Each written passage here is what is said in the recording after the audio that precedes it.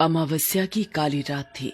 पूरा गांव गहरी नींद में सोया हुआ था और कुत्ते जोर जोर से भौंक रहे थे।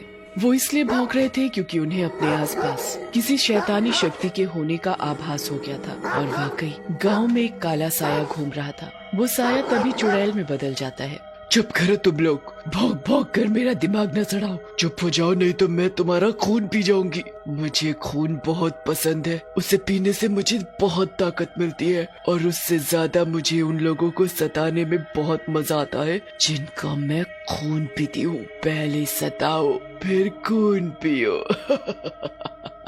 तभी सभी कुत्ते चुड़ैल के डर से वहाँ से भाग जाते हैं। कुत्ते कहीं के भाग गए, ये तो कोई गांव मालूम पड़ता है। मैं सोच रही हूँ क्यों ना मैं यहीं कब्जा जमा लूं, यहीं आसपास ही छुप जाऊंगी और रोज एक गांव वाले का खून पीऊंगी। ऐसा करती हूँ, मैं उस पेड़ के अंदर छिप जाती हूँ। उसी के अंदर छिपकर अपने इन लंबे लंबे हाथों से लोगों को दबोच कर उन्हें पी जाऊंगी। गांव के बीचों बीच एक बहुत बड़ा पेड़ लगा था।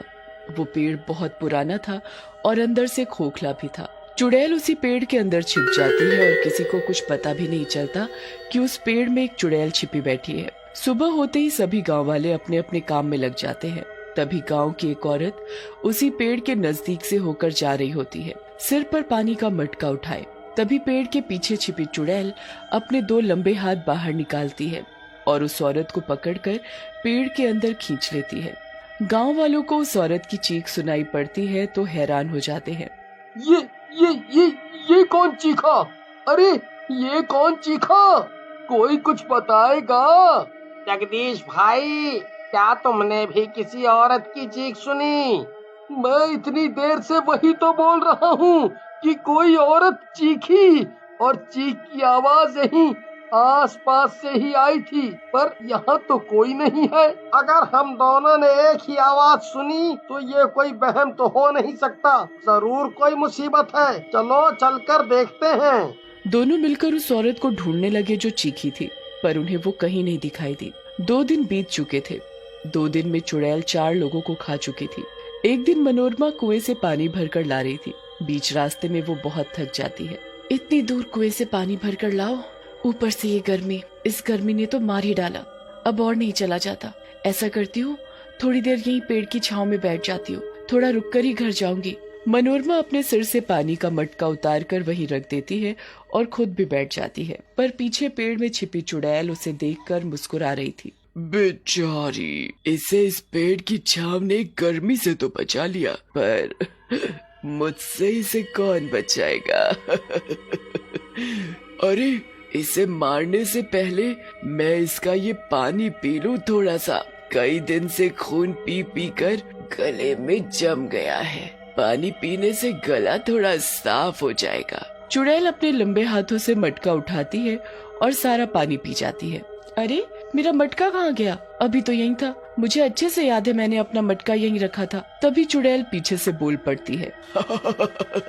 तेरा मटका मैंने चुराया है, उसमें भरा पानी भी मैंने ही पिया है। अब बता क्या कर लेगी मेरा? काट हाथ मेरे, ले ले। चुड़ैल फौरन अपने दोनों हाथ लंबे करती है और मनोरमा के सामने कर देती है। ये क्या बला है? इतने लंबे हाथ, ये इतने लंबे हाथ किसके हैं? कौन है भाई? मनोरमा पीछे मुड़कर देखती है। तुम तो चुड़ैल हो।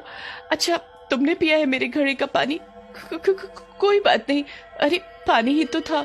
मनोरमा जैसे ही चुड़ैल से पीछा छुड़ाकर भागने लगती है, वैसे ही चुड़ैल उसे अपने दोनों लंबे लंबे हाथों में उठाकर पेड़ के अंदर खींच लेती है। मनोरमा चिल्लाने लगती है। चीख सुनकर सभी गांव वाले एक जगह इकट्ठा हो जाते हैं। ये आवाज तो किसी औरत के चिल्लाने की थी। जरा कोई बताएगा कौन चीखा? आखिर बात क्या है? कुछ दिन पहले भी ऐसा ही हुआ था। किसी औरत के चिल्लाने की आवाज आई। जब हम सब ने इधर उधर देखा और पता किया तो कुछ नहीं पता चला उस औरत का। अरे भाई, गांव की औरत ही नहीं, कई लोग और भी गायब हैं। पहले कोई चीखता है, फिर वो ढूंढने पर दिखाई भी नहीं देता। अरे, जब तक कोई दिखाई नहीं देगा तो हम उसकी मदद कैसे करेंगे? पूरे गांव में दहशत सी फैल गई कि आखिर ये सब कौन कर रहा है। सभी लोग कहाँ गायब हो गए। आधी रात के समय जब पूरा गांव सोया हुआ था, तभी चुड़ैल पेड़ से बाहर झांकने लगती है। अब मुझसे जरा भी नहीं सहा जा रहा। मुझे बहुत प्यास लगी है, गला सूख रहा है। मुझे खून चाहिए, खून, वो भी अभी। मैं अब और इंतजार नहीं कर सकती, इसलिए मुझे सोते हुए लोगों को ही इनके घरों से उठाना होगा। चुड़ैल पेड़ से थोड़ा बाहर झांकने लगती है और फिर अपने दोनों हाथ लंबे करके सोते हुए जगन्नाथ और उसकी पत्नी विमला को उठाकर अपने पास खींच लाती है।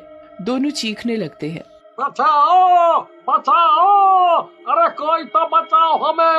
अरे ये क्या बला है, विमला, अरे ओ विमला। वो देखो, वो तो कोई चुड़ैल मालूम पड़ती है। चुड़ैल, चुड़ैल, कोई बचाओ चुड़ैल से। शोर सुनकर पूरा गांव जाग जाता है और उठकर बाहर आ जाता है। अब जो मुझे करना है वो तो मैं करके ही रहूंगी। तुम लोग मेरा कुछ नहीं बिगाड़ सकते, क्योंकि ये गांव अब मेरा है। यहाँ रहूंगी तो मैं कभी भूखी प्यासी नहीं रहूंगी। मुझे बस थोड़ा सा खून चाहिए रोज। चुड़ैल फौरन एक एक करके दोनों के गले पर मुंह मारती है और उनके शरीर का सारा खून पी जाती है। फिर दोनों को एक साथ उठाकर लोगों के बीच फेंक देती है। देखा देखा ना, बस मुझे रोज यही चाहिए। अब मैं चली अपने इस पेड़ के अंदर सोने। मुझे बहुत नींद आ रही है। और हाँ सुनो, मुझे परेशान करने की जरा भी कोशिश मत करना, नहीं तो अपनी जान से जाओगे। चुड़ैल पेड़ के अंदर सोने चली जाती है। गांव वाले ये सब नजारा देखकर बहुत डर जाते हैं। ये चुड़ैल तो बहुत खतरनाक है।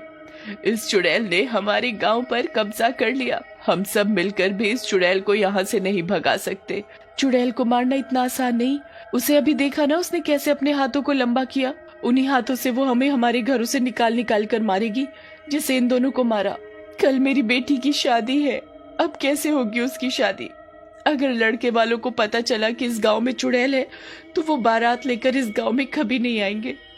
मेरी बेटी की शादी कभी नहीं होगी। चुप हो जा विद्या बहन, ऊपर वाले पर भरोसा रखो, वो सब सही करेगा। अब तो बस हम उसी पर भरोसा कर सकते हैं। वही बचाएगा अब हमें इस चुड़ैल से। और तुम्हारी बेटी हम सबकी भी बेटी है। अगर मुसीबत आई तो हम सब मिलकर उसकी रक्षा करेंगे। तुम बस उसकी शादी की तैयारी करो। पूरा गांव शांति की बात पर हाँ में हाँ मिलाता है। अब सभी डटकर खड़े थे चुड़ैल का सामना करने के लिए। अगले दिन शादी की पूरी तैयारी हो चुकी थी। बारात भी गांव में पहुंच गई थी। सभी बाराती नाच गाने में और खाने पीने में व्यस्त थे। विद्या अभी भी बहुत डरी हुई थी। चुड़ैल के डर से मंडप में दूल्हा दुल्हन एक दूसरे को वरमाला पहना चुके थे। तभी बैंड बाजों की आवाज सुनकर चुड़ैल पेड़ से बाहर झांकने लगती है। आज तो खून की नदियां बह जाएंगी, मजा ही आ जाएगा आज तो। मुझे अब काम शुरू करना चाहिए, नहीं तो ये लोग चिल्लाते और फड़फड़ाते बहुत है, फिर इन्हें पकड़ना बहुत मुश्किल हो जाता है। चुड़ैल अपने दोनों हाथों को लंबा करती है और पूरी बारात को उनमें समेट लेती है। सभी चिल्लाने लगते हैं। चुड़ैल को देखकर और भी ज्यादा डरने लगते हैं। मुझे जिसका डर था वही हुआ। अब कौन बचाएगा मेरी बेटी को और उसकी शादी को। गांव के सभी लोग चुड़ैल पर हमला कर देते हैं और उसे पत्थरों से मारने लगते हैं। तुम लोगों की इतनी हिम्मत जो मुझे मारने चले, अभी बताती हूँ तुम्हें। चुड़ैल सभी को मारने लगती है, किसी के हाथ तोड़ तो किसी के पैर। तभी चुड़ैल विद्या की बेटी दीपा को उठा लेती है।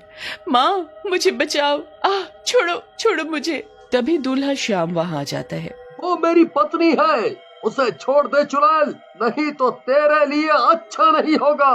तू मारेगा मुझे? जब इतने लोग मेरा कुछ नहीं बिगाड़ पाए तो तू अकेला क्या करेगा? मैं तेरे ही सामने तेरी इस दुल्हन को मारकर इसका गरम गरम खून पी जाऊंगी।